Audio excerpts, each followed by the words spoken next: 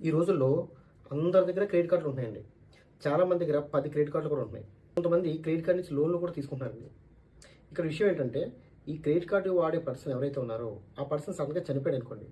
ఆ credit card bills కానీ, loan కానీ ఎవరు పే చేయాలన్నదే క్వెషన్ అండి. ఈ క్రెడిట్ కార్డ్ బిల్స్ మరియు క్రెడిట్ కార్డ్ లోన్లు ఇవన్నీ అన్‌సెక్యూర్ లోన్స్ కింద ట్రీట్ చేస్తారండి.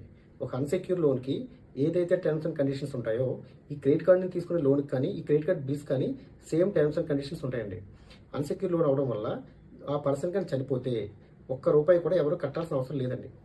కానీ ఇక్కడ బ్యాంకులు ఏం చేస్తుంటాయంటే, ఆ చనిపోయిన వ్యక్తి మీద ఏదైనా ఎఫ్‌డీ అయినా చేయించున్నారా? ఆ చనిపోయిన వ్యక్తి ఖాతాలో ఏదైనా డబ్బులేమైనా ఉన్నాయా? ఆ చనిపోయిన వ్యక్తి పేరు మీద ఏదైనా ఆస్తులు కానీ, ల్యాండ్ కానీ ఏమైనా ఉందా అని చూస్తాయండి. ఉంటే వాటి ద్వారా రికవరీ చేసుకోవడానికి ప్రయత్నిస్తాయండి. లేకపోతే ఆయన పేరు మీద ఎలాంటి ఆస్తి లేదనుకోండి, దీన్ని నాన్ పెర్ఫార్మెన్స్ అసెట్ కింద కన్సిడర్ చేసి ఆ లోన్ అమౌంట్ మొత్తాన్ని కొట్టేస్తారండి. కాబట్టి ఈ విషయం ప్రతి ఒక్కరు తెలుసుకోవాలండి. Thank you.